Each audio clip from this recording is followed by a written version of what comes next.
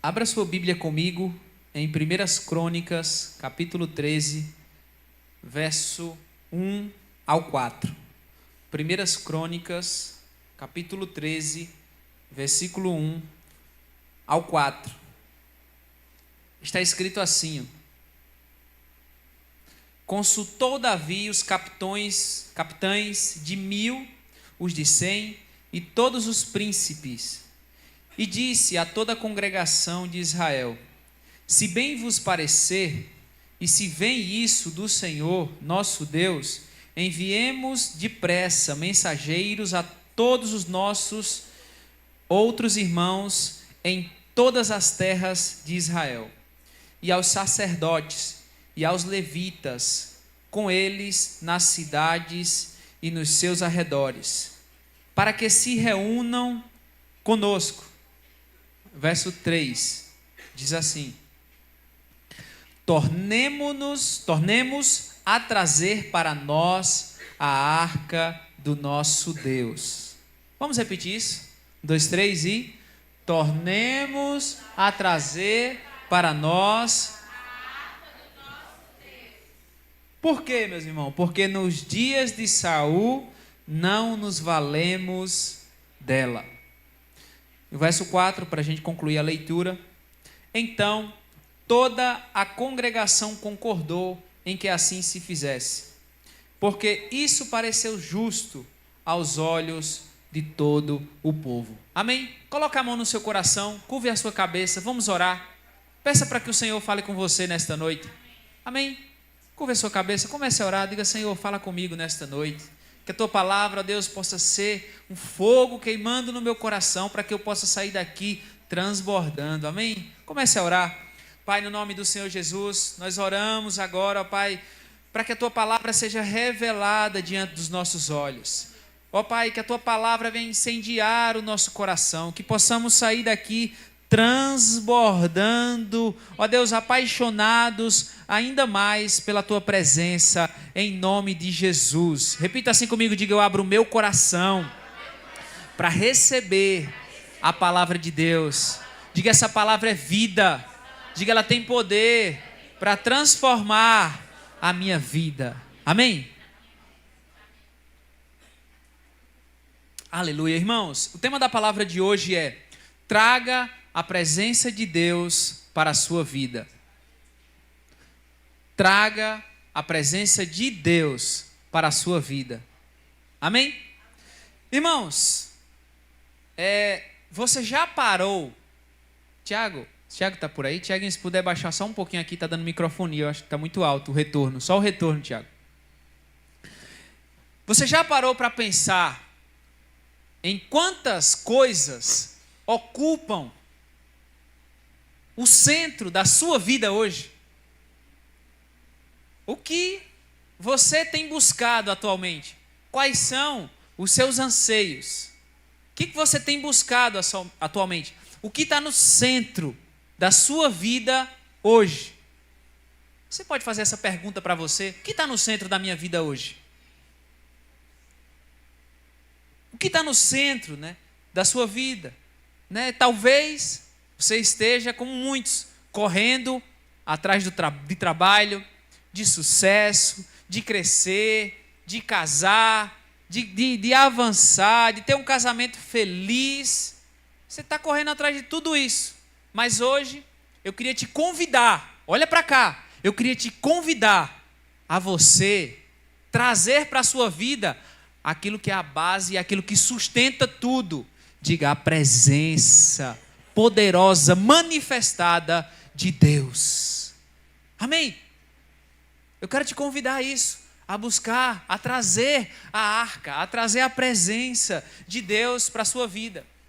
A Bíblia diz no texto em que nós lemos, em 1 Crônicas, capítulo 13, nós vemos ali o rei Davi, reunindo seus capitães e dizendo algo poderoso.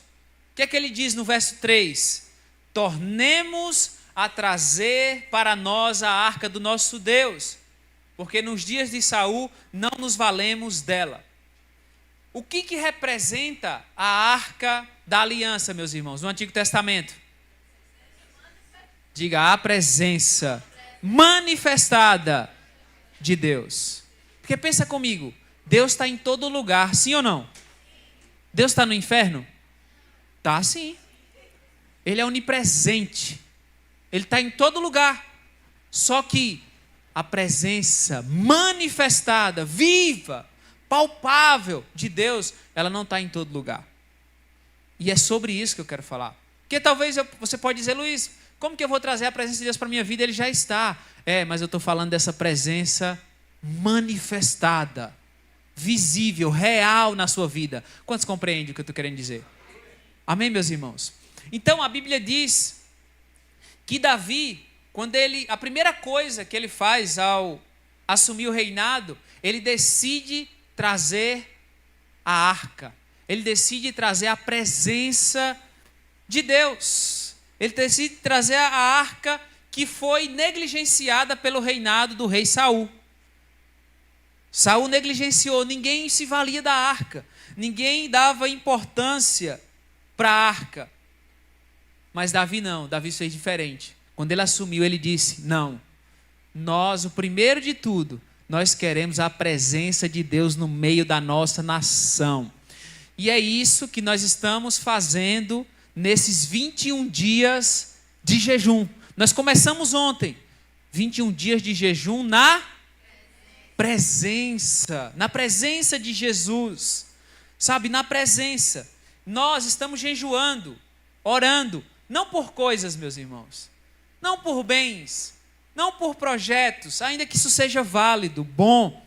Não, nós estamos dando prioridade ao que, meus irmãos? A presença de Deus. Sabe, nós estamos dizendo, como Davi, vamos buscar a arca para o centro da nossa vida. Vamos colocar Jesus no centro da nossa vida, que é o seu devido lugar. Amém, meus irmãos? Amém. Então, eu quero que você tome consciência disso. A arca aqui é Cristo. Você deve trazer Cristo, que é a presença manifestada de Deus, para a sua vida. Você deve trazer Cristo para a sua vida. Ele é a presença de Deus entre nós. E quando Jesus, ele ocupa o centro da nossa vida, todas as áreas, meus irmãos, seu casamento, seus estudos, suas emoções, seus medos, suas finanças, tudo isso, meu irmão, vai começar a se encaixar como um quebra-cabeça, quando Jesus está no centro da sua vida. Então talvez você esteja com dificuldade no seu casamento, e você tem tentado dar um jeito sozinho. Talvez você que é jovem tem pensado, qual faculdade eu vou fazer? Ou você tem tentado perguntar para o Senhor, ou tem tentado procurar qual é o meu propósito. Talvez você está aqui hoje e você tem ansiedade, e você tem buscado, você tem lido livros, você tem assistido vídeos no YouTube, você tem até ido para um psicólogo talvez, mas permanece. E a pergunta é, onde está Cristo? Ele está no centro da sua vida? E essa é a pergunta que Deus faz para você hoje, amorosamente. Onde está a minha arca na sua vida? Sabe, não é uma pergunta para te condenar, mas para te lembrar do amor dele. Sabe, quando Cristo está no centro da sua vida, e você medita nesse amor, na graça, na bondade dele, e você coloca ele no centro do seu casamento, dos seus estudos, dos seus sonhos, tudo isso começa a se encaixar, meus irmãos. Quando a presença de Deus está no centro, não importa se a sua vida está bagunçada, o Senhor vai dar um jeito de arrumar. Amém, meus irmãos? Pensa comigo, olha só, meus irmãos. Imagina, olha só, vem aqui, Tiaguinho, por favor, meu amado. Imagina que você é essa taça, tá? E aqui é o Senhor, aqui é uma torneira, tá? Aqui é a graça do Senhor, é Jesus derramando da sua bondade, da sua bênção. E aqui está, deixa eu utilizar, pode ser isso aqui mesmo. E aí, aqui está a torneira. Aí, ele está no centro, sim ou não? Aí, de repente, Tiaguinho sai, vai para lá, Tiago. Olha lá, a água está aqui, mas ele saiu do centro. Volta cá, Tiago. Aí ele veio. E aí ele começa a receber novamente a bondade, a graça, o favor. Sabe, meu irmão, quando Jesus está no centro da sua vida, aí você está vivendo debaixo dessa cachoeira celestial. A bondade, o favor, aquilo que você precisa resolver na sua vida, ele vai começar a se encaixar de uma maneira sobrenatural, meus irmãos. Amém? Onde está Cristo na sua vida, meu irmão? Uma pergunta amorosa, porque Ele quer te ajudar nessa dificuldade que você está passando. Então, talvez, como nos dias de Saul, você tenha vivido sem se valer da presença manifestada de Cristo Jesus. Mas hoje, como Davi, meus irmãos, nós decidimos, tornemos a trazer a arca para nós. Nós queremos a presença. Nós iremos trazer Cristo para o centro durante esse jejum. Amém? Quantos estão comigo? Quantos querem trazer Jesus para o centro da sua vida nesse jejum? Então repita assim comigo, diga: Senhor Jesus. Diga: nós te queremos no centro da nossa vida. Diga: nós não queremos apenas as suas bênçãos, nós queremos a tua presença. Diga: e hoje eu decido trazer a arca de volta. Diga: Senhor Jesus, seja o centro dos meus sonhos, da minha família, dos meus sentimentos. Diga: Senhor, manifesta a tua presença através de mim. Diga amém. Aleluia. Oh, meus irmãos. Aleluia. Então, quando Davi ele assume o trono de Israel, ele poderia, imagina que você, olha só, imagina que você é colocado numa posição elevada. Sei lá, você trabalha no seu local de trabalho, né? E aí você recebe uma promoção, você sobe de cargo. Aleluia. Vai acontecer nesse jejum, viu? Deus vai te abençoar. Amém.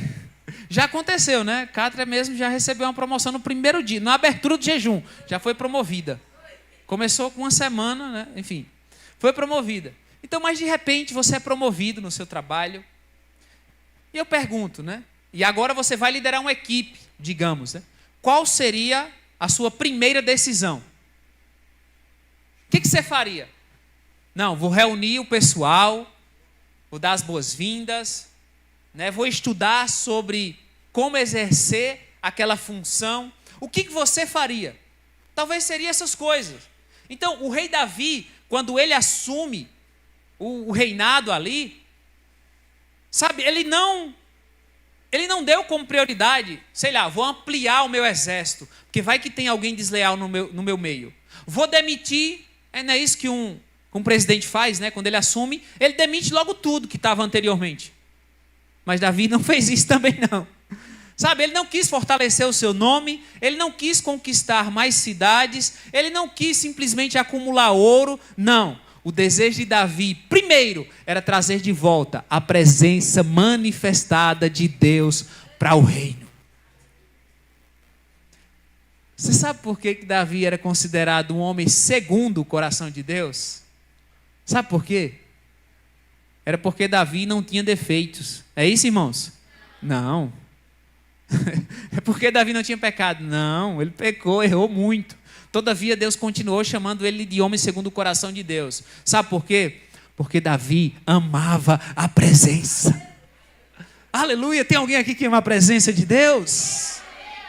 Sabe, ele desejou primeiro trazer de volta a arca para Jerusalém. Trazer de volta a presença manifesta para deixar ela no centro da nação. Mas quantas vezes, muitos de nós, meus irmãos, esquecemos disso no nosso dia a dia. A gente acha, não, o lugar da presença de Deus é no prédio, porque não, isso aqui não é igreja. Amém? Quantos sabiam disso? Estão escandalizados? Ai, meu Deus, isso aqui não é igreja, Luiz? Não, não é. Aqui é o prédio. Quem que é a igreja, meus irmãos? Faça assim no seu coração, diga: sou eu. Sim, quando nós estamos reunidos, nós nos tornamos aqui igreja, sim. Mas quando a gente sai, isso aqui é só um prédio. Mas muitas vezes a gente coloca Deus aqui. Não, Deus está lá no domingo. Não, Jesus, ele quer ser o centro da sua vida todos os dias, amado. É no seu trabalho, é você. Dona de casa, lavando os pratos lá e desfrutando da presença. É você que trabalha na máquina de costura lá e desfrutando da presença, meu irmão. É você negociando ou no seu trabalho e desfrutando da presença. É trazendo Cristo para o centro da sua vida. Aleluia, meus irmãos. Oh, meu Deus, como eu fico empolgado aqui. Sabe, irmãos?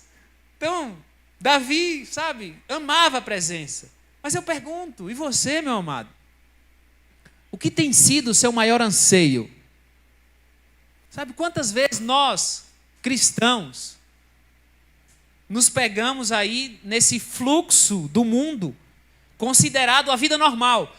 O que é a vida normal para o mundo?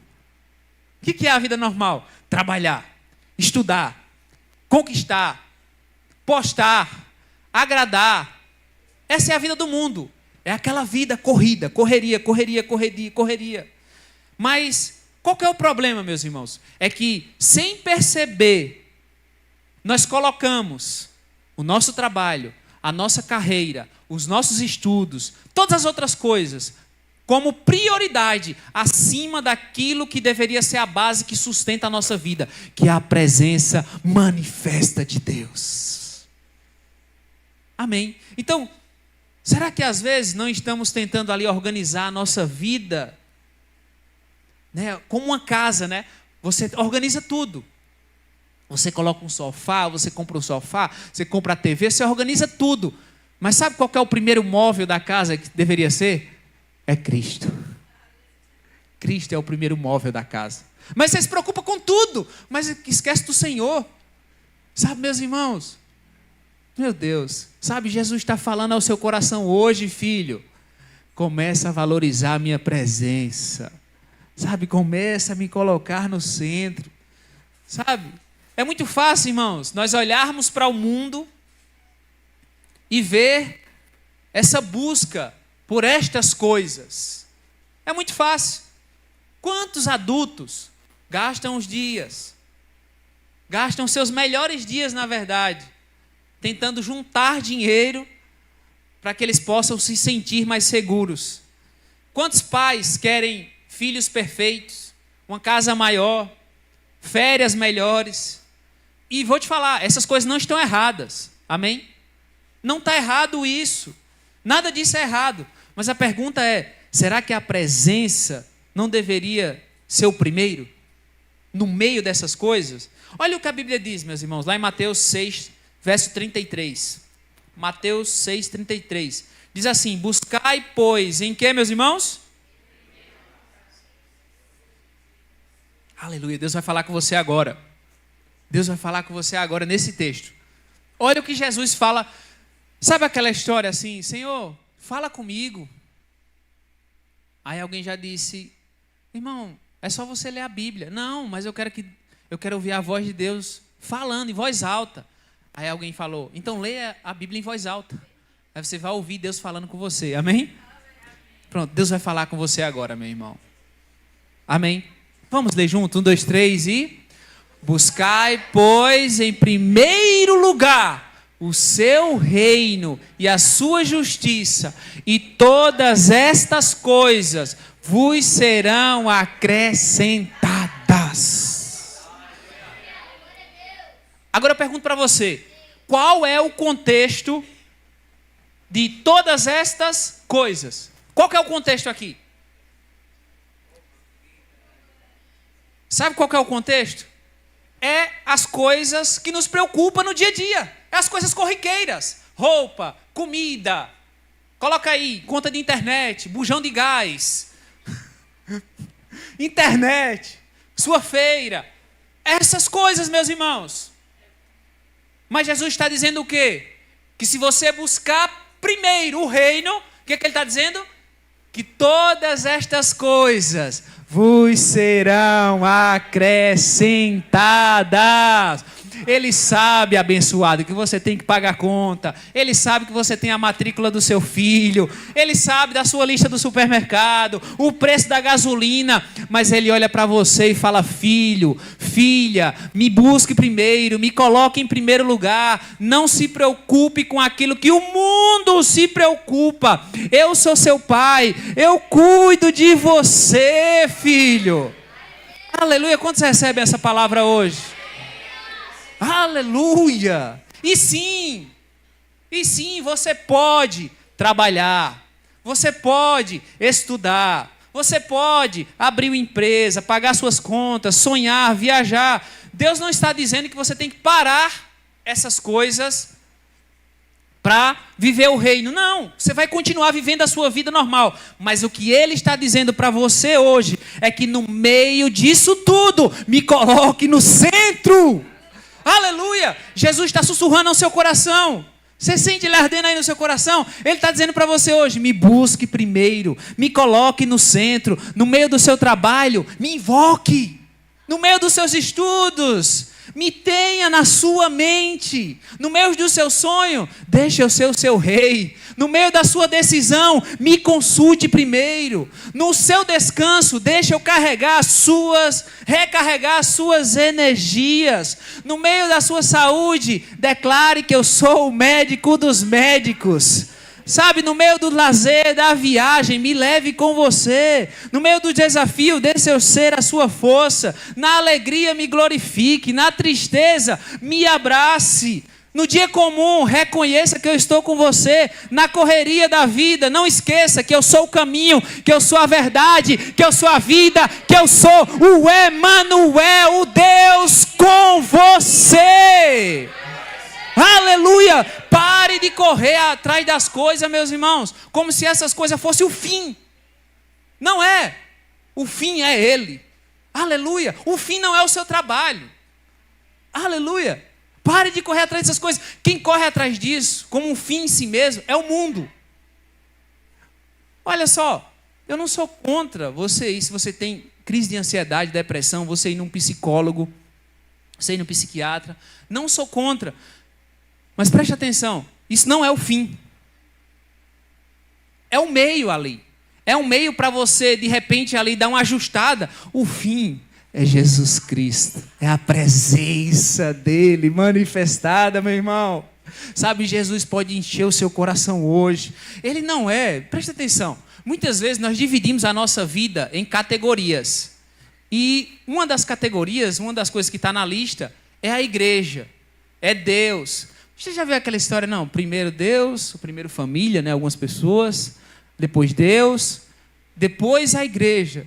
Não, Deus, Jesus, Ele não é mais um item da lista, Ele é a lista. Aleluia. Olha para cá, a presença manifestada de Deus, Ele não é mais um item da lista, Ele é a lista inteira. Aleluia, meus irmãos. Sabe, buscar intimidade com Deus não significa que você vai parar de viver, mas significa que você vai colocar Ele no centro, onde você está. É no seu trabalho, é nos seus estudos, é nos seus sonhos. Você deve manter isso no seu coração. Amém? Deixa eu te dar um exemplo.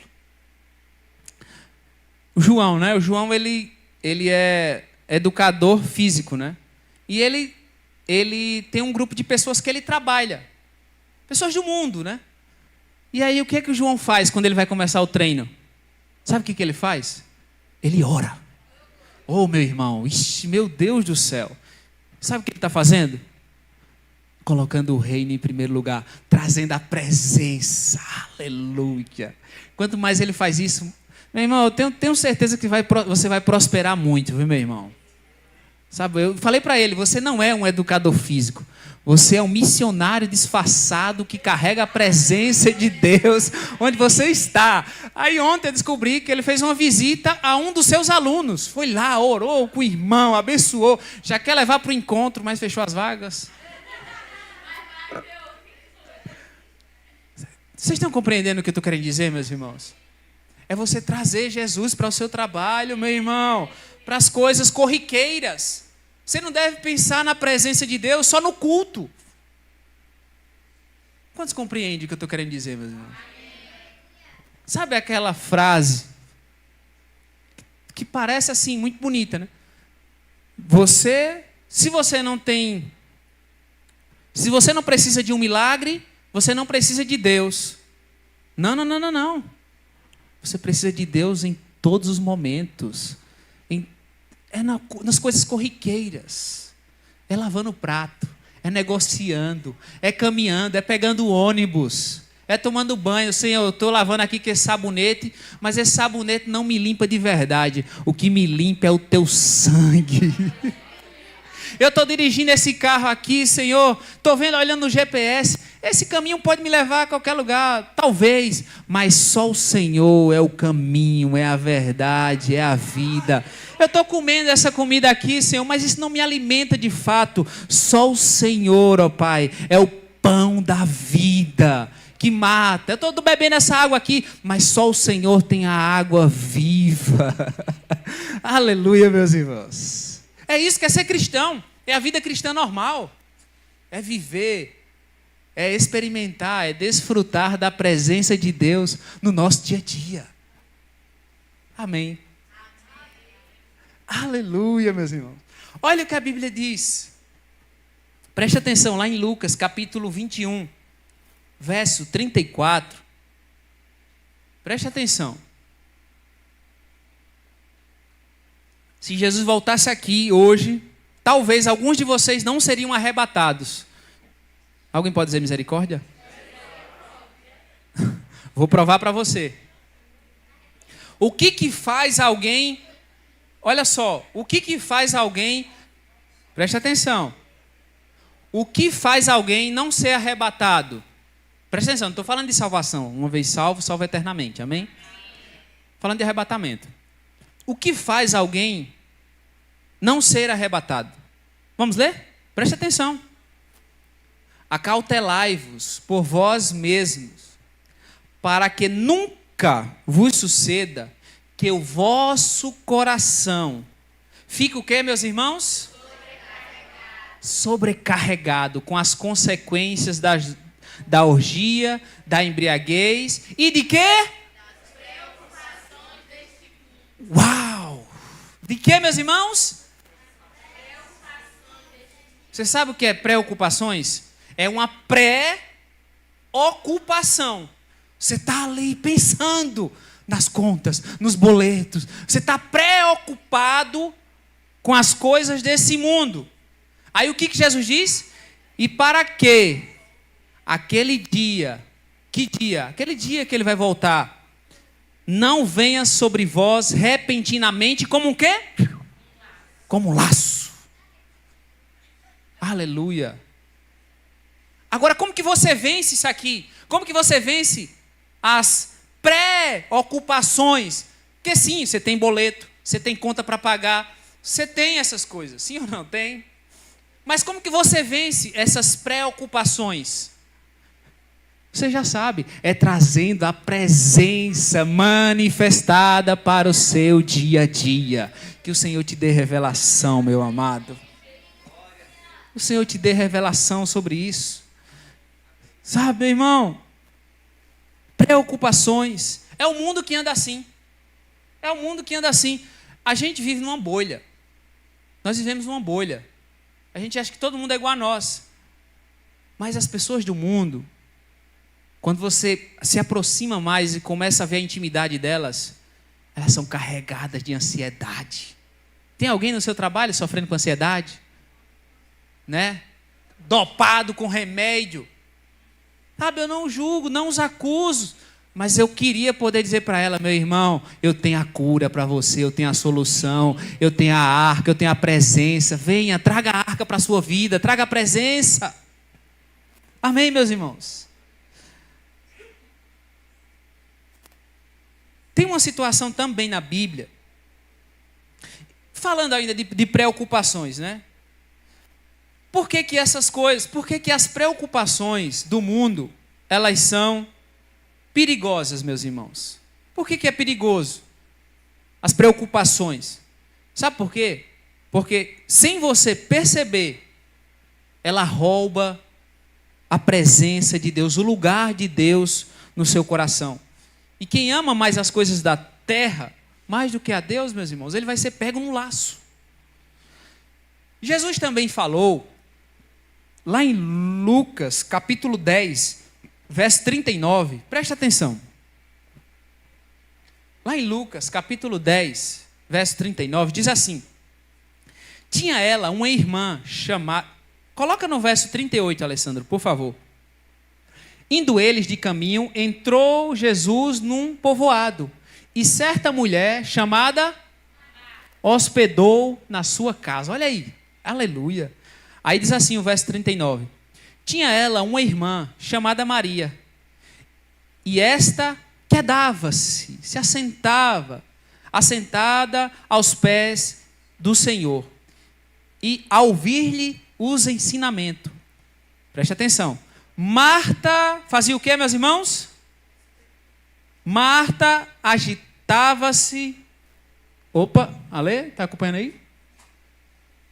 Aí, Ale, aleluia. Marta, o que ela fazia? Agitava-se de um lado para o outro. Presta atenção, Jesus está lá, ele está ensinando, a presença manifestada dele está lá. Vocês compreendem o que eu estou querendo dizer? Jesus, o autor da vida, ele está lá. Aí está lá, Maria, o que ela faz? Ela se senta aos pés dele. E ela começa a ouvir os seus ensinamentos. Aí a Bíblia diz que Marta, ela, o que ela fazia? Agitava-se de um lado para o outro, ocupada em muitos serviços. Então se aproximou de Jesus e disse: Senhor, não te importas de que minha irmã tenha deixado que eu fique a servir sozinha? Ordena-lhe, pois, que venha ajudar-me. Respondeu-lhe o Senhor. Olha só o que Jesus fala para ela. O que ele diz? Aleluia. Eu queria que o irmão ajudasse aí, em nome de Jesus. Amém, Ale? Eu estou achando que os irmãos estão lendo aqui, mas não está aparecendo. Amém, Ale? Me ajuda, homem de Deus. Aleluia. Amém. Mas diz assim o Senhor. Respondeu-lhe o Senhor. O que ele diz, meus irmãos?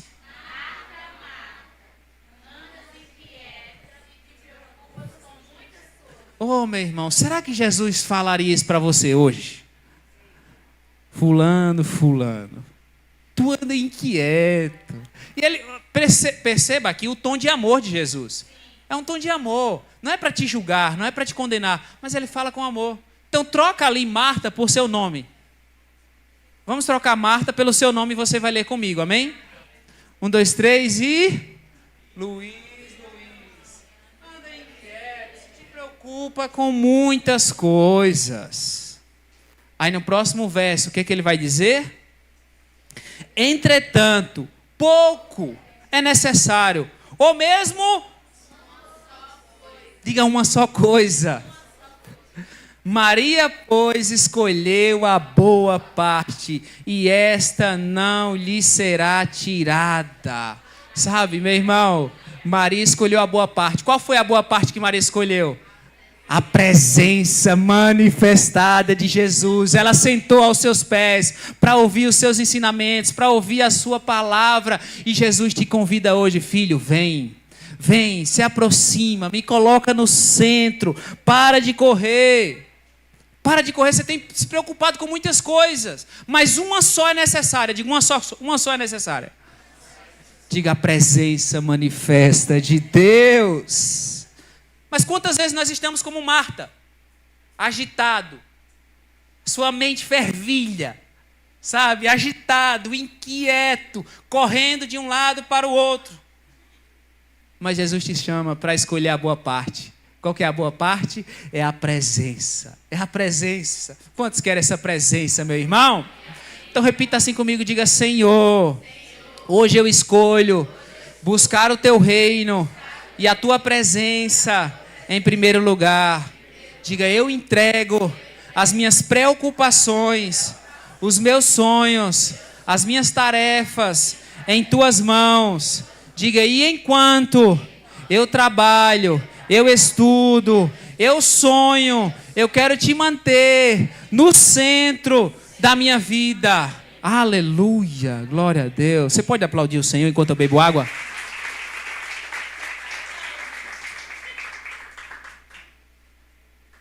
Aleluia. Quantos estão sendo abençoados nesta noite?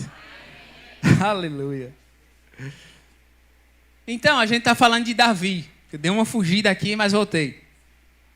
Então, Davi, ele decidiu dar prioridade à presença, à arca, a Jesus. Só que, porém, todavia, contanto, no entanto, entretanto, Davi cometeu um erro. Davi quis trazer a presença de Deus do jeito errado. Ele cometeu um erro grave. Porque a Bíblia diz, em 1 Crônicas 13, no verso 7, que ele colocou a arca de Deus num carro novo, ou seja, um carro de boi. Não tinha carro, era carro de boi, quando a Bíblia fala carro. Então, Davi tinha uma intenção correta, que era a presença, trazer a arca. Mas ele usou um método errado, digo um método errado. Ele colocou a arca nos carros de bois. Qual que era a ordem do Senhor, meus irmãos? A arca deveria ser carregada como? Nos ombros dos levitas. Mas Davi, o que Davi fez? Presta atenção, porque vai falar com você. O que Davi fez? Ele usou um método dos filisteus. Os filisteus, quando foram devolver a arca, eles pegaram 2 vacas que estavam recém-paridas ali, colocaram a arca e veio embora. Aí Davi, mas suponho, né? É uma técnica moderna, mais rápido, é prático. A gente coloca em cima do carro de boi, é muito mais fácil do que carregar no ombro. Sim ou não, meus irmãos? Muito mais fácil, o boi vai carregar, sabe? É prático, é moderno, é mais bonito. Mas o que acontece? A Bíblia diz que os bois tropeçam e o filho de Abinadab, chamado Uzai, ele tenta pegar na arca e ele é morto ali, por tentar pegar na arca. Agora, veja só. Aí você diz, Luiz, o que isso tem a ver comigo? Muitas vezes isso acontece conosco hoje. Olha só, olha para cá. Quantas vezes nós tentamos melhorar a nossa vida usando o método dos filisteus? Usando métodos, atalhos do mundo. Né? Então, vou dar alguns exemplos aqui. No casamento, você está com o casamento balançado, com dificuldade, o casal está em crise. Aí o que ele faz? Ele vai para o YouTube. Aí lá no YouTube ele vai encontrar 7 passos para reacender a paixão. Eita! Aí ele vai encontrar 10 regras para discutir sem brigar. Como ser feliz no casamento em 3 semanas. Veja só, preste atenção. Essas técnicas são boas, sim ou não? Sim, meus irmãos. Preste atenção, não sou contra isso. São técnicas boas. São modernas? Sim. São bonitas? Sim. Mas a questão é, e a presença? E a presença? Você ir atrás dessas coisas é como você colocar o seu casamento em carro de bois. Usar métodos dos filisteus. Pode parecer bonito, mas não vai sustentar. Agora imagina que você está com problema no seu casamento. Eu tenho um termostático na minha vida que eu sei quando eu estou com intimidade com Deus ou não. Eu vendo como eu estou tratando a minha esposa. É fato. Quando eu percebo eu meio assim, eu digo, ih, rapaz, tem que me voltar para o Senhor. Mas imagina que agora você está com problema no casamento, mas você decide buscar o Senhor. Senhor, que o Senhor seja o centro do meu casamento. Aí você vai dormir. Aí você diz, amor, deixa eu orar por você. Aí você sabe, né? Casal orando não é orar, ó Senhor Deus, e no céu, abençoa a minha esposa e fogo do céu. Não, oração de casal não é assim.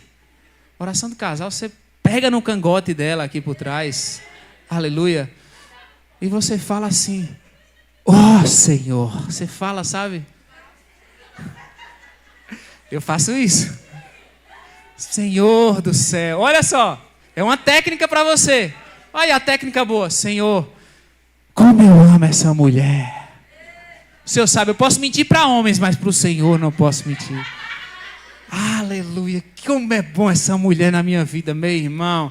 Daqui a pouco sua esposa começa a fazer assim. Aí você termina a oração. Aí eu não vou dizer o que vai acontecer, mas você já sabe, é isso. Aleluia. Aí você está lá atrás de como reacender a paixão. Sendo que a paixão, meu irmão, quem reacende é o Senhor, é a presença de Deus. Aí quando você ora pela sua esposa, e você também pelo seu esposo, Senhor, como eu amo esse homem, esse é o homem da minha vida. Ai, meu Deus do céu, ixi, você vai ver um homem dentro de casa de verdade. Você vai ver o homem virar homem mesmo, se você falar isso. Esse é o homem da minha vida, Senhor. Esse é um homem de Deus. Aleluia. Sabe, Deus está te convidando, filho. Uma coisa só é necessário. Pouco ou uma só é necessário. É a presença manifestada de Deus. E quando você orar pelo seu marido, ou você que é esposa orar pela sua esposa, sabe o que vai acontecer? Ternura, afeto. Vai acontecer aquele, sabe, você vai sentir aquele ambiente. Você diz, ai meu Deus. Convida o Senhor para o seu casamento, meu irmão. Aí tem algumas mulheres que têm dificuldade de se submeter ao marido. Aqui não, tá? Em outro lugar. Aqui não. Tem dificuldade de se submeter ao marido. Ai, como ele é difícil. Como é que eu vou me submeter? Mas a Bíblia diz, veja, lá em Efésios capítulo 5, verso 22. Efésios 5, verso 22, diz assim: as mulheres sejam submissas ao seu próprio marido. Agora eu pergunto para você, é o fim em si mesmo isso? Ser submissa ao marido? Não. Você vai se submeter a ele, mas você vai lembrar, você vai ver. Como a quem? Ao Senhor. Senhor, enquanto eu me submeto a ele, o Senhor me abençoa. Eu duvido. Se você honrar, se você submeter o seu marido, sabe, como a palavra manda, Deus tem um compromisso com você, mulher. Deus vai mudar o coração daquele abençoado. Amém. Aí nas finanças, né? Você está com a sua vida financeira, aqui também não. Aqui só tem gente abençoada, aleluia. Mas aí você está com algumas dificuldades financeiras, aí o que você faz? Você vai para o YouTube. 10 passos para enriquecer. 7 hábitos dos milionários. Como ganhar 10 mil em uma semana. Aleluia. Sabe, meus irmãos, não adianta você ir atrás dessas técnicas, você fazer planilha, você organizar tudo, se o seu coração está cheio de preocupações, de ansiedade, não carrega a presença. Mas quando você coloca Jesus no centro e confia nele, sabe, ele vai te dar direção. Sabe qual é um dos meus alvos nesse jejum? É ter mais sensibilidade espiritual. Mas também, eu tenho pedido ao Senhor, Senhor, tira todo o barulho ao meu redor. Todo barulho. Fala na minha mente. Eu quero ouvir e discernir a tua voz. E é isso que fazemos quando buscamos ele. Na criação dos filhos, né? Você tenta buscar técnicas. Psicologia positiva. Quantos já ouviram falar? Aleluia, maravilhoso. Carro de boi. Sem a presença, se não tiver a presença. É método dos filisteus. Psicologia positiva. Ou muitas vezes você quer usar o seu braço e você começa a falar para os seus filhos: você deveria estudar, deveria arrumar seu quarto. É deveria. Aí agora imagina só, preste atenção. Imagina que você planta uma plantinha lá no seu quintal. E aí você começa lá todo dia. Você deve crescer. Você deve ficar bonito, bonita. Você tem que dar frutos. Eu pergunto para você, vai adiantar alguma coisa? Não vai. O que você tem que fazer? Você tem que regar, colocar água. Você tem que ter cuidado para o sol não queimar. Você tem que tirar os espinhos. Então, quando você chega para o seu filho e diz para ele, filho, você é um homem, é uma mulher de Deus, eu já vejo isso. Sabe, você é disciplinado. Eu vejo isso. E você começa a falar aquilo que a Bíblia diz que ele é e ora por ele. As coisas vão acontecer naturalmente, filho. Eu não me preocupo em como criar meu filho. Não, eu só quero trazer a presença para a vida dele. Todo dia que a gente vai comer de manhã, meu dia, a gente senta e a gente ora. Ele está nem aí, mas eu sei. Ele vai crescer com isso. Vamos orar, filho? Ele fica com o olho aberto. Eu estou lá, Pai, abençoa a vida do meu filho, abençoa a minha esposa, sabe? Traga a presença de Deus para a sua casa. Amém, meus irmãos? E os jovens? Vamos para os jovens agora? Meu irmão, nessa fase da sua vida, a gente sabe que a sua mente, meu Deus, fervilha. Sabe, você muitas vezes tem ansiedade, você tem que decidir muitas coisas. Você tem que decidir faculdade, trabalho, direção, um relacionamento, um futuro. E essas coisas sobrecarregam a mente do jovem, sim ou não? Do adolescente, sobrecarregam eles. Aí o que o jovem faz? Ele vai para a internet. Aí lá está, faça um teste vocacional para descobrir o seu propósito. Procure cursos que dão mais dinheiro. Procura um curso que vai te dar mais dinheiro. Siga o que todo mundo está fazendo. Comece a namorar, todo mundo namora. Viaje, curta. Depois você vai pensar em Deus. Meu irmão, tudo isso é carro de boi. Então você que é jovem, Jesus está dizendo, me coloca no centro da tua vida, que eu vou te guiar hoje. Amém, meus irmãos? Este é o ano da restituição. Quantos querem ser restituídos? Levante a sua mão e diga, eu creio. E eu serei restituído. Amém? Mas qual que é, meus irmãos? O segredo da restituição. Sabe? Qual que é? Não é você fazer cursos, palestras. Estudo é muito bom. Não, o segredo da restituição é você trazer a presença para o centro da sua vida. Aleluia! Então levante a sua mão novamente e repita assim comigo. Diga, eu renuncio, igual ao encontro, e rejeito aos métodos, às técnicas, às fórmulas, aos atalhos do mundo e à força do meu braço. Diga, eu declaro que Jesus Cristo é o centro da minha vida e Ele me guia em cada área da minha vida. Diga, eu declaro que esse ano eu serei restituído em nome de Jesus. Aleluia! Amém. Aleluia. Queria chamar Cátrian já aqui por teclado. A gente está indo para a parte final.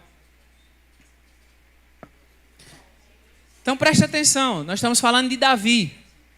Davi, olha para cá. Davi, ele tinha um anseio, ele amava a presença. E ele decidiu trazer a presença de Deus para o reino de Israel. Só que Davi trouxe do jeito errado. Ele cometeu um erro, causou a morte de uma pessoa. Agora, olha para cá, preste atenção. Quando Uzá toca na arca e ele morre, aí Davi, ele teme a Deus. E ele faz uma pergunta, e agora? Como trarei a mim a arca do meu Deus? E aí o que eles fazem? Eles decidem deixar a arca na casa de um homem. Pergunta para mim, quem, Luiz? A casa de um homem chamado Obed-Edom. Agora, imagina comigo, presta atenção, porque a notícia se espalhou. E alguém diz, olha, Uzá, que era filho de Abinadab, tocou na arca e ele morreu. Aí alguém chega para Obed-Edom e diz, olha, a arca vai ficar na sua casa. O que você faria? que você faria? Tocou nela e morreu. Sabe o que Abinadab faz? Eu suponho, né? Vamos ler o texto só para vocês acompanhar comigo a leitura, né? 1 Crônicas, capítulo 13, verso 12. Diz assim, 12 e o 13. Temeu Davi a Deus naquele dia e disse: como trarei a mim a arca de Deus? Pelo que Davi não trouxe a arca para si, para a cidade de Davi, mas a fez levar à casa de quem? O geteu. E aí, quando Obed-edom recebe a notícia que a arca vai para a casa dele, agora o que é que ele faz? Ele diz: olha, alguém morreu, mas é a arca de Deus, é a presença manifesta de Deus. Então, família, mulher, crianças, vamos começar a arrumar a casa. E eu imagino eles arrumando a casa, sabe, para honrar, para receber a presença manifestada de Deus. E eles começam a limpar a casa, eles fazem tudo com reverência, e eles trazem a arca e colocam lá dentro da casa deles. A arca ficou 3 meses na casa dele. E no primeiro dia, algo acontece. De repente, Obed-edom vai dormir. E ele sente um sono tão diferente. Ele acorda e agora ele sente uma paz. Ele acorda agora e o ar está leve. De repente ele acorda e a casa dele agora está aquela paz. Ele começa a se sentir mais apaixonado pela esposa, de uma maneira inexplicável. A esposa agora começa a se apaixonar ainda mais por ele. Aquele medo, aquela ansiedade é dissipada por aquele amor que lança fora todo medo. E ele acorda e vê que seus filhos, eles estão mais obedientes. O café da manhã parece mais saboroso. O ar é diferente. A plantação dele agora, de uma forma milagrosa, começa a ter um exponencial. Ele começa agora a ser abençoado. Os negócios que antes eram difíceis, agora começam a dar certo. Ideias criativas surgem na mente dele. O favor de Deus começa a perseguir ele. E logo a notícia se espalha. Presta atenção. A arca, ela ficou 20 anos na casa de Abinadab. E a Bíblia não relata que aconteceu nada. Não aconteceu nada. Mas em 3 meses, no verso 14, diz assim, ó: assim ficou a arca de Deus com a família de Obed-edom. 3 meses em sua casa. E o Senhor abençoou a casa de Obed-edom e tudo que ele tinha. Olha só, olha para cá. O historiador Flávio Joséfo, ele diz que Obed-edom e a sua casa eram pobres, mas em 3 meses eles se tornaram riquíssimos. Mas preste atenção, a notícia se espalha. A casa dele agora tem um ar diferente, as pessoas passam na frente. O que está acontecendo aqui? Os vizinhos vêm, as pessoas vêm para perguntar. E perguntam: Obed-edom, o que está acontecendo? Qual foi o método que você usou? É algum marketing? É alguma técnica de produtividade? É alguma disciplina financeira que você está fazendo? Qual é o segredo? Eu quero saber o segredo. E eu imagino Obed-edom falando: não é técnica de produtividade, não é técnicas humanas, não é marketing, não é disciplina financeira, é a presença poderosa, gloriosa da arca, é a presença de Jesus. Meu irmão, é isso que vai acontecer nesses 21 dias de jejum. Você trazer a presença para o centro. Você trazer Jesus para o centro. Sabe o que vai acontecer? Você vai testemunhar de bênçãos sobrenaturais. Tudo por causa de uma coisa: você está trazendo a presença gloriosa, poderosa de Jesus. Então se prepare, porque você vai experimentar de uma paz como nunca antes. Você vai experimentar de um descanso sobrenatural. Sabe aquele medo que te assola? Ele vai se dissipar por aquele amor que lança fora todo medo. Se prepare para prosperar, para ter relacionamentos restaurados, para a alegria voltar. Tudo isso por métodos humanos, meus irmãos? Não. É por estratégias? É pelo esforço humano? É pela presença poderosa e gloriosa de Jesus. Deus está falando para você hoje, filho, vem, vem. E Ele também está dizendo, você é livre, se você quiser ir, você pode ir. Mas nós somos como Pedro. Nós somos como Pedro. Senhor, para quem iremos? Eu imagino Pedro cantando aquela música, né? Para onde eu irei, se eu não tenho para onde voltar? Só tenho você, Deus. Eu só tenho você, Deus. Eu só tenho você, Deus, conosco. Eu só tenho você, autor da vida, meu bom pastor, meu conselheiro.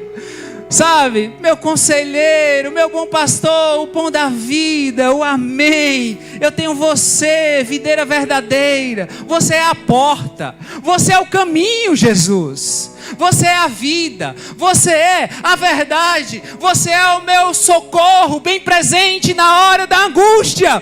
Você é o meu refúgio, você é a minha fortaleza, Jesus. Então, eu não quero ninguém, eu quero você, Deus conosco. Eu quero você, Jesus. Eu quero a tua presença. E Jesus está falando com você hoje.